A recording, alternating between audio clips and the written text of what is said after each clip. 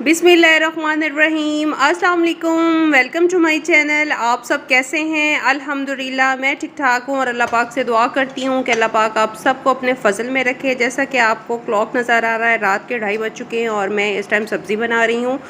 मैंने कहा कि ये सब्ज़ी भी आपके साथ शेयर कर दी जाए, तो कचनार, आलू और कीमा तैयार कर रही थी मैं। इसके लिए मैंने हाफ़ प्याली जो है वो घी लिया है और घी में एक लौंग, एक कड़ी पत्ता और बड़ी इलायची मैंने शामिल कर ली और प्याज भी मैंने एक दरमियाने साइज़ का लिया है और उसे मैं हल्का फ्राई कर रही हूँ।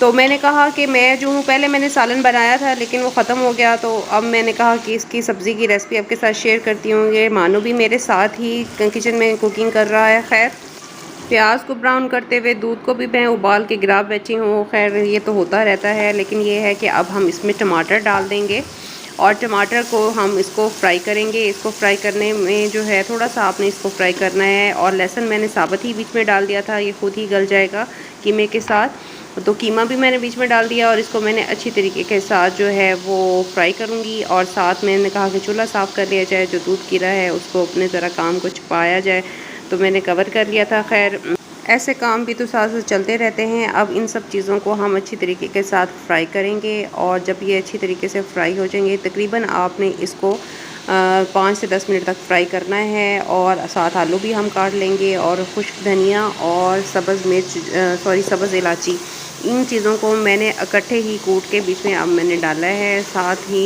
इनकी भुनाई करेंगे, साथ में आलू काट रही थी। और अब हम इसमें अपने स्पाइसेस भी शामिल करेंगे। हाफ़ टी स्पून हम अदरक डालेंगे, हाफ़ टी स्पून ही सूंठ डालेंगे और हाफ़ टी स्पून ही हम दड़ा मिर्च इस्तेमाल करेंगे और हाफ़ टी स्पून ही हम सुरख मिर्च इस्तेमाल करेंगे। और हम अब इसमें कचनार भी शामिल कर देंगे। कचनार जो है, आप हैरान होंगे, ये फ्रीज़र में मैंने फ्रीज़ की हुई थी, वरना ये आजकल इसका सीज़न नहीं है। तो साथ जब हमने कचनार शामिल करनी है तो हमने आलू भी शामिल कर देने हैं। और अब हमने इसको टाइम नहीं लगाना, हमने इसको वैसे ही भून भून कर पकाना है। जैसे ही हमने इसको उसकी हल्की आंच पर हमने भुनाई करनी है और अच्छे तरीके के साथ इसकी भुनाई करनी है, क्योंकि भुनाई सारे सालन का जो दारोमदार है वो भुनाई पर ही होता है। एक प्याली हमने दही रखा हुआ था और दही जो है वो हमारा मीठा है, ज़्यादा खट्टा नहीं है, तो इसलिए आपने इसको बीच में डाल के और फिर हमने इसको फ्राई करना है, ताकि जो दही का पानी है वो अच्छी तरीके के साथ खुश्क हो जाए और हमारा जो आलू है और हमारा कीमा और कचनार वगैरह ये पककर तैयार हो जाएंगे। इस टाइम जो है मेरे हस्बैंड गए हुए थे लाहौर और वो अभी वापस आ रहे हैं। मैंने उनको कॉल की थी, तो मैंने उनसे कहा था कि कब पहुंचेंगे, तो उन्होंने कहा कि मैं पहुंचने वाला हूं। मैंने कहा कि जल्दी जल्दी जो है मैं सालन तैयार कर लेती हूं। और जैसे ही मैंने सालन तैयार कर हल्की आंच पे रख दिया था, साथ मैंने कहा दूध को बॉयल कर लिया है, तो मैंने कहा दही भी इस टाइम मैं तैयार कर लेती हूँ।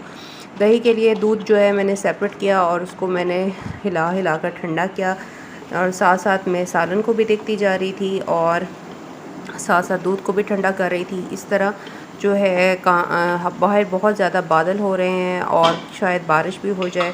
देखा तो दूध हमारा ठंडा हो चुका है और इसमें आपने इतना रखना है कि इसमें जो है फिंगर आप टिप करें तो वो आसानी के साथ ठहर जाए, ठीक है।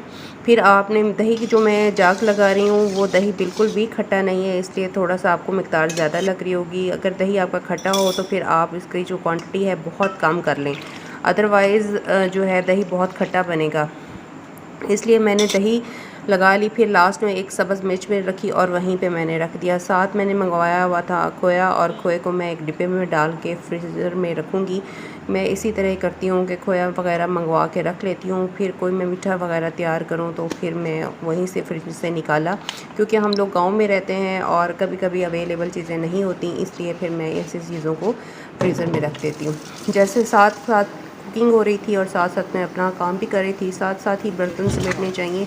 और मैं कोई भी जो स्पंज वगैरह यूज़ नहीं करती, मैं रेशमी दुपट्टे जो हैं वो रखती हूँ और उनकी जो है मैं स्पंज उनका बनाती हूँ। उससे बर्तन बहुत अच्छे तरीके के साथ साफ़ होते हैं और कोई भी चिकनाई वगैरह नहीं होती, जैसे कि आपको नज़र आ रहा है। मैं अपने किचन का काम ऐसे ही करती हूँ। साथ साथ करने से किचन में जो बखेड़ा भी नहीं होता और आसानी रहती है जो हाउसवाइफ्स होती हैं उनके लिए। तो इसलिए आप कोशिश क्या करें कि साथ साथ ही कुकिंग करें और साथ साथ ही सफाई का भी ख्याल रखें। इस तरह जो है आसान हो जाता है हमारा कुकिंग करना भी और घर का काम करना भी। इसी तरह सिंक भी मेरा साफ़ हो गया था और बर्तन भी मैं साफ़ धो रही थी आहिस्ता आहिस्ता। और जो है अब मेरा देखा मैंने सालन को, तो सालन तकरीबन डन हो चुका था। और हरी मिर्च और हरी धनियों के साथ मैंने इसको गार्निश कर दिया और हल्की तेज़ आंच पर मैंने इसको 5 से जो है 5 मिनट तक और ज़्यादा मैंने इसको भून लिया ताकि कोई कसर बाकी ना रहे। साथ ही गाड़ी का हॉर्न आ रहा था तो मैंने दरवाज़ा खोलने के लिए गई तो हस्बैंड जो है वो आ गए थे मेरे। और मैं आपको आज दिखाऊं कि जहां मैंने आपको दिखाया था कि सब्ज़ियां वगैरह हम लोगों ने लगाई हुई थी, वो जगह आज मैंने साफ़ करवाई थी। और मैंने कहा कि हम इसको ज़रा जो है घास वगैरह लगवा के और अच्छे तरीके के साथ फूल वगैरह लगवाते हैं, पौधे वगैरह लगवाते हैं ताकि जो घर का फ्रंट है वो और अच्छा हो जाए। इस तरह सफाई की थी, बाकी की जगहों की भी सफाई अभी बाकी करना थी। तो सारा दिन जो है वो हसीब लगा रहा। ये रात के 2:30 बज चुके हैं और ये देखें बादल बहुत ज़्यादा आ रहे थे। और जब तक मेरे हस्बैंड जो है वो गाड़ी उन्होंने अंदर खड़ी कर दी, खाना वगैरह मैंने पूछा तो उन्होंने कहा मुझे बस सिर्फ चाय बना दो। तो मैंने चाय जो है वो मैंने चाय रख दी। और वो स्ट्रॉन्ग जो पत्ती है वो यूज़ करते हैं, वो बिल्कुल भी हल्की पत्ती नहीं पीते, इसलिए मैंने दूध में जो है चीनी और पत्ती डाल ली थी। और इसी तरह मैंने उनको एक अच्छा कप जो है वो चाय का बना के दे दिया। और देखा तो शोर हो रहा था बहुत ज़्यादा, मुझे लग रहा था कि बाहर बारिश हो रही है। आवाज़ें जो हैं वो तो बारिश की लग रही थी। साथ मैंने चाय को अच्छा खासा उबाल दिया क्योंकि जो चाय जितनी अच्छी तरीके से पकी जाए उतनी ही मज़ेदार होती है। तो चलें चाय मैं दे के तो फिर देखते हैं कि बाहर बारिश किस मिकदार में हो रही है। ऐसे तेज़ काम करने से तो भाई चाय गिर जाती है ना, कोई बात नहीं, चाय गिर के। खैर मैं अभी ये आपको जो देचकी में पानी दिखा रही हूँ वो मैं आपको एक बेहतरीन टिप देने लगी थी। वो जनाब टिप ये है कि जिस बर्तन में आपने दूध को उबाल के रखना हो उसमें आपने थोड़ा सा पानी जो है वो नीचे रखेंगी तो वो दूध भी नीचे बिल्कुल भी नहीं लगेगा। जी ये है हमारा बुलेट। और ये मासूम सा जो बच्चा है ये 5 दिन का था तो हमारे घर आया। इसकी माँ जो है वो मर चुकी है तो हम इसको अब पाल रहे हैं और ये बहुत ही प्यारा लगता है। और हमने इसके लिए अभी तक इसकी आंखें नहीं खुली, इसीलिए जो है बेचारा एक ही डब्बे में इसको पड़ा रहता है और वहीं पे हम इसका ख्याल रखते हैं। आंखें देखते हैं, आपको नज़र आ रहा होगा कि आंखें इसकी अभी नहीं खुली। खैर हर 2 घंटे बाद इसको दूध दिया जाता है और ये फिर बिल्कुल बच्चों की तरह शोर भी करता है और हमें बहुत ही प्यारा लगता है दूध पीते हुए। तो आप इसको देख ही रही होंगी और आंखें इसकी बिल्कुल भी नहीं खुली और फ़ौरन दूध पी के ये सो जाता है। खैर मैं जो हूँ आपको बाहर दिखा रही थी कि मौसम कैसा है, तो अभी आपको दिखाती हूँ कि बारिश किस मिकदार पे हो रही है। बारिश बहुत ज़्यादा तेज़ होने लग पड़ी थी और बहुत ही ज़्यादा जो है ना आवाज़ें, ये देखें कितनी ज़्यादा जो है ना वो बारिश हो रही है, जैसे मोती के कतरे जो हैं वो बहुत ज़्यादा मिकदार में गिर रहे हों।